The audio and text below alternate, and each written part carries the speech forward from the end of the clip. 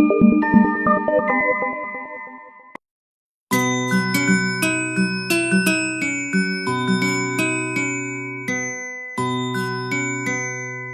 Shoemaker and the Elves।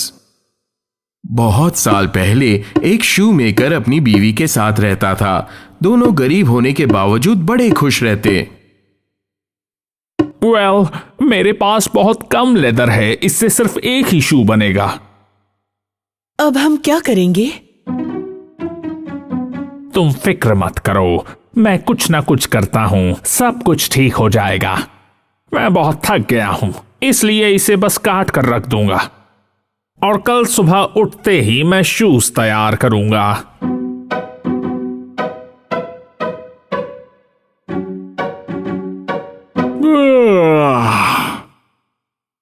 Shoemaker ने leather काट कर टेबल पे ही छोड़ दिया और वो सोने चला गया। बहुत नींद आ रही है, बस कल सुबह जल्दी उठ जाऊं, वरना शूज तैयार नहीं होंगे।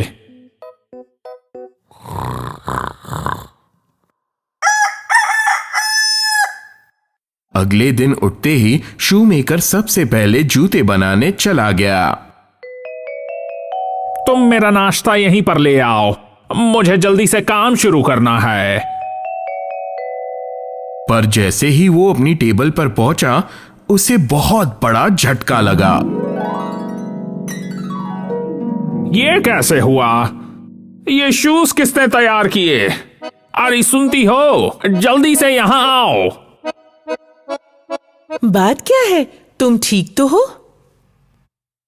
अरे जरा यहां तो देखो, शूज तैयार हैं। शूज इतने जल्दी कैसे तैयार हो गए? तुमने तो कहा था कि तुम आज इन्हें सुबह तैयार करने वाले हो। अरे हाँ, पर मुझे समझ नहीं आ रहा ये हुआ कैसे। क्या पक्का तुमने इन्हें नहीं बनाया है? जरा अच्छे से याद तो करो। अरे मैं भुलक्कड़ लगता हूं क्या? मुझे अच्छे से याद है, कल रात मैंने सिर्फ लेदर काट के रखा था। फिर भला ये शूज किसने तैयार किए होंगे? और जरा देखो इन्हें कितने अच्छे से बनाया है, आज तक मैंने भी ऐसा काम नहीं किया है। उसी वक्त दुकान में एक आदमी आया। हे, ये बेचने के लिए है? जी हाँ, बिल्कुल है सर।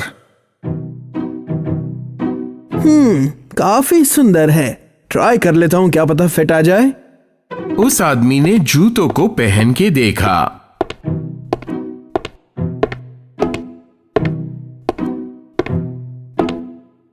ओह, ये तो बहुत ही बढ़िया है, काफी आरामदायक भी। लीजिए, ये रखिए और पैक कर दीजिए। शूमेकर अविश्वास में उस पैसे को और उस आदमी को घूरता रह गया। क्या हुआ, आपको पैसे कम लगे? इन शूज के लिए इतने पैसे तो काफी है, पैक कर दीजिए, मुझे बाहर जाना है। हाँ, बिल्कुल सर, बस मुझे 1 मिनट दीजिए। जैसे ही वो आदमी गया, शूमेकर अपनी पत्नी के पास गया। अरे सुनो, जरा ये देखो। ये तो बहुत सारा पैसा है, तुम्हें ये कहां से मिला? अरे तुम्हें यकीन नहीं होगा, एक आदमी दुकान पर आया और उसने वो शूज खरीद लिए। अरे उसे वो शूज इतने पसंद आए कि उसने उसका दाम भी नहीं पूछा, उसने बस पैसे दिए और चला गया। ओह, हमारे ऊपर जरूर भगवान की कोई कृपा हुई है। हाँ, मैंने कहा ही था कुछ ना कुछ हो जाएगा। मैं अभी के अभी बाजार चला जाता हूँ, इन पैसों से मैं 2 शूज बनाने जितना लेदर खरीद सकता हूँ। शूमेकर खुशी खुशी 2 और जोड़ी जूतों के लिए लेदर लेने दुकान चला गया।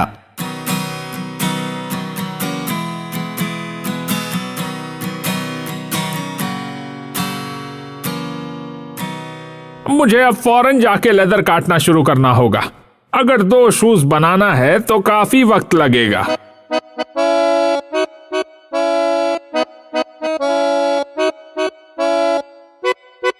जैसे ही शूमेकर घर पहुंचा, उसने पत्नी को आवाज लगाई। जरा यहां देखो, मैं कितना बढ़िया लेदर लाया हूं।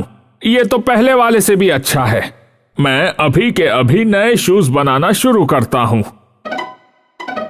तुम अभी अभी घर आए हो, बहुत थक गए होंगे ना। एक काम करो, पहले खाना खा लो और फिर आराम से काम शुरू करना।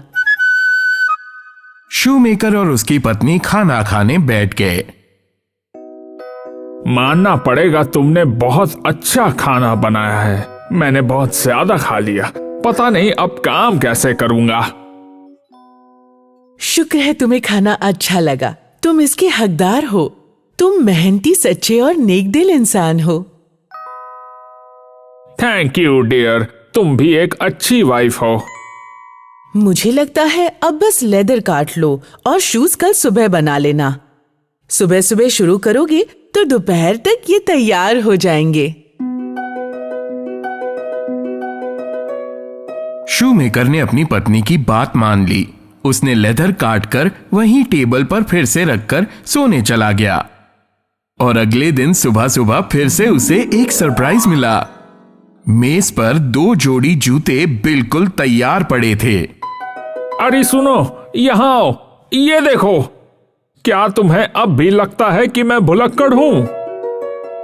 ओह, कितने सुंदर शूज हैं। लेकिन ये किसने बनाए? उसी वक्त किसी ने डोरबेल बजाई। सुनिए, कोई है? अरे ये तो वही है जिन्होंने कल शूज खरीदे थे। आशा करता हूँ कि उन शूज में कोई खराबी ना हो। शूमेकर ने उसे अंदर आने के लिए कहा। मेरे दोस्त को ये शूज काफी पसंद आए हैं, तो उसे भी एक जोड़ी चाहिए। क्या तुम्हारे पास वैसे और शूज हैं? हाँ हाँ, अंदर आइए सर, मेरे पास 2 जोड़ी तैयार है, आप आके देख सकते हैं। आहा, ये तो बहुत खूबसूरत है। मैं दोनों ले लेता हूँ, एक अपने लिए और एक अपने दोस्त के लिए। कहना पड़ेगा तुम्हारा काम बेमिसाल है। शूमेकर और उसकी पत्नी तो खुशी से पागल हो गए।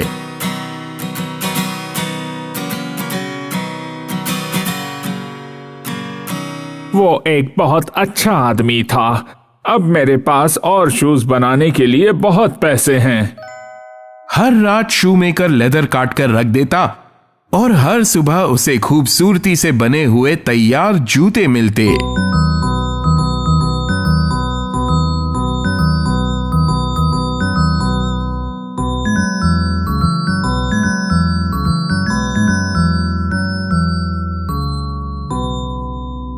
उसके शूज इतने मशहूर हो गए कि दूर दूर से लोग उसे खरीदने आने लगे।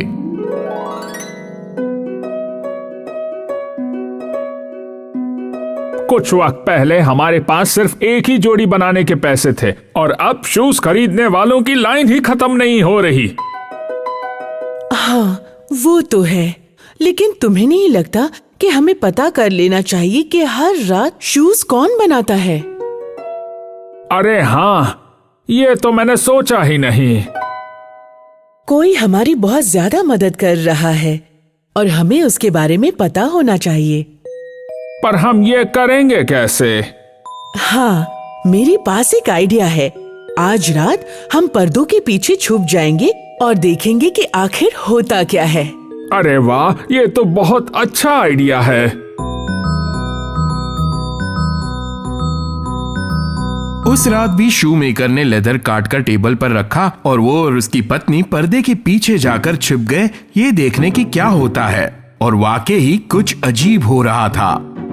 आधी रात को 2 छोटे एल्व्स खिड़की से अंदर कूदे। थोड़ी देर खेलने के बाद वो शूमेकर के टेबल पर जाकर बैठ गए। उनकी छोटी छोटी उंगलियां यहाँ वहाँ इधर उधर दाएं बाएं ऊपर नीचे तेज तेज चलने लगी और देखते ही देखते जूते तैयार हो गए और फिर दोनों खिड़की से कूदकर गायब हो गए। हे भगवान, ये मैंने क्या देखा? तो ये छोटे बच्चे थे जो हमारी इतने दिनों से मदद कर रहे थे। इतने छोटे होने के बावजूद उन्होंने क्या बढ़िया काम किया है ना? मुझे जानना है ये कौन है और कहां से आए हैं। वो सब जाने दो। ठंड का मौसम आने वाला है, उनके पास गर्म कपड़े नहीं होंगे। अरे हाँ, तुमने ठीक कहा। अब वक्त आ गया है कि हम अपनी तरफ से उन्हें एक छोटा सा तोहफा दे। पर हम उनके लिए क्या कर सकते हैं? मुझे पता है, मैं उनके लिए छोटे शर्ट्स और पैंट्स बनाऊंगी और तुम उनके लिए छोटे छोटे शूज तैयार कर लेना। बोलो कैसा लगा? अरे ये तो अच्छा आइडिया है, तो चलो शुरू करते हैं। और फिर सारा दिन शू मेकर और उसकी पत्नी एल्व्स के लिए तोहफे तैयार करते रहे।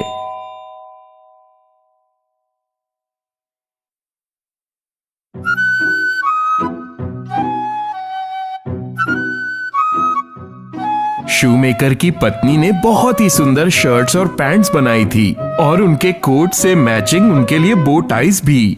और शूमेकर ने 2 छोटे छोटे जूतों की जोड़ियां बनाई। मैं बहुत ही उत्सुक हूँ। मुझे जानना है कि ये सब देख के उन्हें कैसा लगेगा।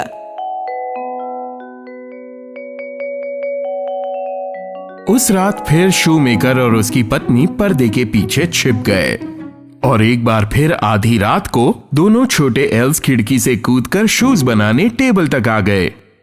नए कपड़े और जूते देखकर दोनों की आंखें फटी की फटी रह गई।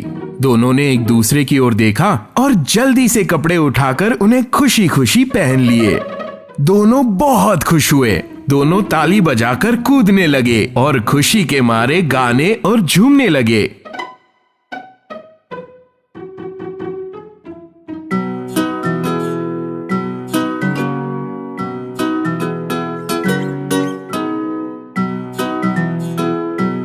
नए कपड़े मिल गए, नए कपड़े मिल गए, तो हम बहुत खुश हैं नए कपड़े पहनकर।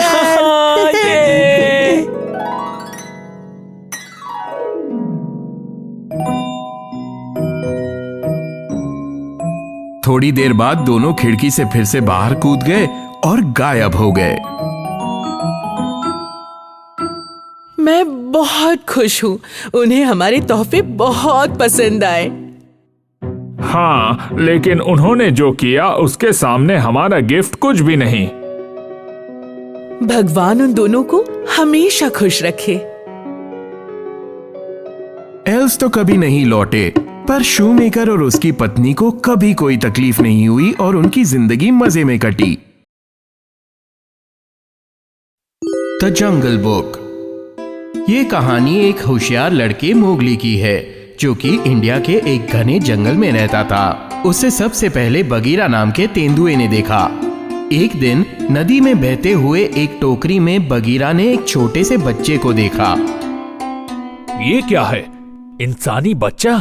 अगर इसे यहाँ छोड़ा तो ये किसी का शिकार बन जाएगा। बगीरा टोकरी उठाकर भेड़ियों के पास ले गया और जाके सीता और राम को मिला। सीता ने अभी अभी 3 बच्चों को जन्म दिया था। मुझे ये इंसान का बच्चा जंगल में मिला है। सीता, क्या तुम इस बच्चे का ध्यान रखोगी? सीता ने बिना कुछ सोचे बच्चे को अपना लिया और उसका नाम रखा मोगली। वक्त गुजरता गया और मोगली 10 साल का हो गया। जंगल उसका घर बन चुका था। मोगली, अपने भाइयों को बुलाओ, तुम्हारे पापा बहुत दूर जा रहे हैं। राम बहुत ही चालाक, होशियार और ताकतवर भेड़िया था। जैसे ही वो पहाड़ के ऊपर खड़ा हुआ, सारे भेड़िए आसपास जमा हो गए। मोगली पेड़ की डाल पर बगीरा के साथ बैठकर सुन रहा था। शेर खान जंगल में लौट रहा है और उसे जल्दी मोगली के बारे में पता चल जाएगा। मोगली सोचने लगा कि आखिर शेर खान है कौन। तब बगीरा ने उसे समझाया कि शेर खान को इंसानों से कितनी नफरत थी। एक बार किसी इंसान ने शेर खान को जला दिया था और तब से वो बदला लेना चाहता था। वो मोगली को किसी हालत में नहीं छोड़ेगा। हमें एक साथ झुंड में रह के उसे हराना होगा और मोगली को बचाना होगा। बाकी के भेड़िए मोगली के लिए शेर खान से लड़ने तैयार नहीं थे। उन्होंने अपनी और मोगली की सुरक्षा के लिए मोगली को जंगल से जाने की सलाह दी। पास में इंसानों की एक बस्ती है, मैं मोगली को वहीं छोड़ दूंगा। सभी भेड़िए मान गए सिवाय सीता। उसने अपने दिल पर पत्थर रखकर हामी भरी। दूसरी सुबह सूरज निकलने से पहले बगीरा मोगली को लेने गुफा में पहुंचा। मोगली, जल्दी चलो वरना इंसानों की बस्ती में पहुंचने में देर हो जाएगी। मैं कहीं नहीं जाने वाला। ये जंगल ही मेरा घर है और मैं यहीं रहूंगा। ये तुम्हारे अच्छे के लिए है मोगली। बगीरा मोगली को जबरदस्ती वहां से लेकर गया। पूरा दिन चलने के बाद आधी रात होने की वजह से वो रास्ते में रुक गए। आज की रात इस पेड़ पर गुजार लेते हैं, सुबह होते ही निकल जाएंगे। मोगली नाराज था और वो बगीरा से दूर पेड़ की डाली पर जाकर सो गया। पर जल्द ही मोगली को पता चला कि ये कोई पेड़ की टहनी नहीं, एक नागिन है। अरे लड़के, कौन हो तुम? मैं मोगली हूँ। ओह, अच्छा नाम है। तुम कहाँ जा रहे हो? मेरी आंखों में देखो।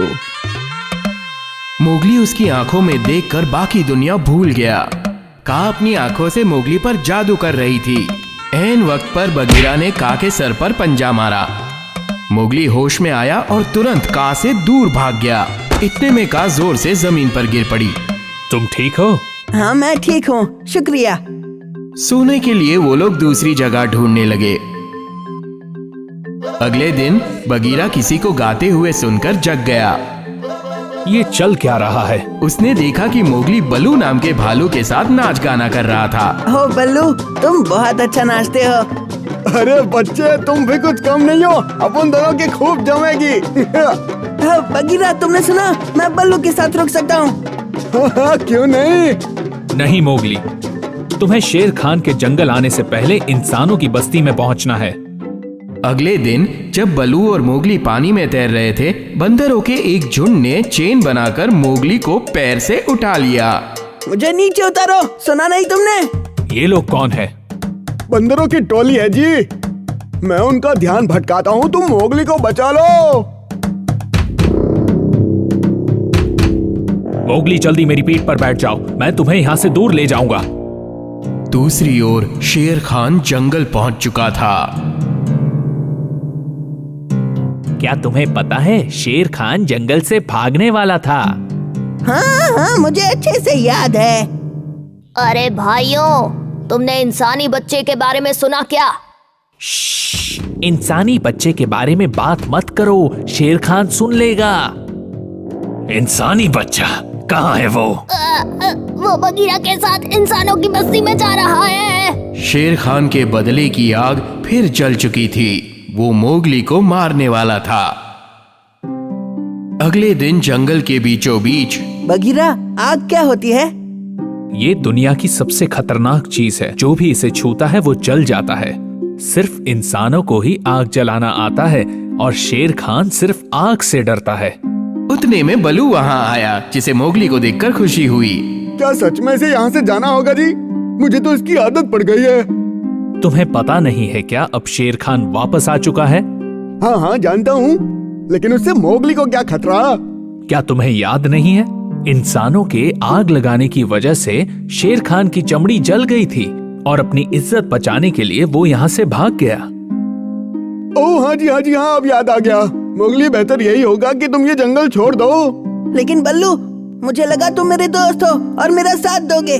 मोगली को बहुत गुस्सा आया। वो भागकर एक गुफा में जाकर छिप गया। बदकिस्मती से वो शेर खान की गुफा थी। आखिरकार हम मिल ही गए। मैं तुमसे नहीं डरता, मैं तुम्हें हरा दूंगा शेर खान। मोगली कभी शेर खान से मिला नहीं था, पर वो जानता था ये वही है। पता है मैं कौन हूँ? मुझे सब पता है कि तुम मुझे क्यों मारना चाहते हो। चलो बढ़िया है, तुमने मेरा वक्त बचा लिया। अब बदला लेने का वक्त है। शेर खान ने मोगली का पीछा किया और दोनों ज्वालामुखी पर्वत पर पहुंचे। जैसे ही वो पर्वत तक पहुंचे, शेर खान ने मोगली का रास्ता रोक दिया। बगीरा, अभी मैंने शेर खान को उस पहाड़ पे मोगली के पीछे जाते देखा जी। बगीरा और बलू भागकर वहां गए। बलू शेर खान पर पत्थर फेंकने लगा। बगीरा शेर खान की नजर से बचते हुए घास में से मोगली तक पहुंचा। अरे बेवकूफ, तुम्हें लगता है तुम बहुत चालाक हो? शेर खान ने बलू को पंजे से मारा और बलू बेचारा जमीन पर गिर गया और दहाड़ते हुए वो बगीरा के सामने कूद गया और बगीरा को धमकी देने लगा। मोगली, भागो यहाँ से, मेरी फिक्र मत करो। नहीं बगीरा, बल्लू, मैं तुम्हें छोड़कर नहीं जाऊंगा। अचानक जमीन कांपकर फटने लगी। ज्वालामुखी फट रहा था। आसपास की घास में आग लग गई और वो जल्दी फैलने लगी। क्या इसे आग कहते हैं? मोगली भागो! शेर खान ने आग देखी और वहीं जम गया। वो भूल नहीं सकता था वो दिन जिस दिन वो आग में जला था। मोगली ने जलती हुई एक टहनी उठाई और शेर खान की तरफ बढ़ा। मोगली रुक जाओ, तुम क्या करने वाले हो जी? सुनो शेर खान, आओ हमला करके दिखाओ। शेर खान ने मोगली की तरफ तेजी से भागकर उस पर छलांग लगाई और मोगली शेर खान को मशाल से डराता रहा। नहीं, फिर से नहीं। मोगली शेर खान को डराते हुए आगे बढ़ता गया और शेर खान पीछे पीछे जाता गया और आखिरकार वो ज्वालामुखी में गिर गया। मोगली, क्या तुम ठीक हो? तुम इंसानों की तरह बहुत बहादुर हो। चलो यहाँ से भागते हैं। तीनों नदी के किनारे पहुंचे और अपने हाथ पैर धो लिए। बगीरा, अब मुझे इंसानों की बस्ती में नहीं जाना पड़ेगा ना? मुझे यही रहना है। अरे मोगली, तुम तो हमसे कभी भी मिलने आ सकते हो। सुन ले छोटे, कोई टेंशन नहीं है, तुम मेरे साथ रह सकता है। जब वो शेर खान के हार की खुशी मना रहे थे तब किनारे पे उन्हें कुछ सुनाई दिया। ये कौन है जी? अरे वो देखो, हम इंसानों की बस्ती में पहुंच गए। मोगली ने एक लड़की को पानी भरते हुए देख लिया और बस देखता रह गया। मोगली ने पहले कोई इंसान नहीं देखा था। वो तैरकर दूसरी ओर गया। पहले तो लड़की घबरा गई, पर फिर वो मोगली के बारे में जानना चाहती थी। अरे सुनो, मन बदल लिया क्या? मोगली के लिए अच्छा होगा कि वो इंसानों के साथ रहना सीख जाए। वो लड़की का पीछा करते हुए इंसानों के गांव में चला गया और अपनों के साथ सारी जिंदगी खुश रहा।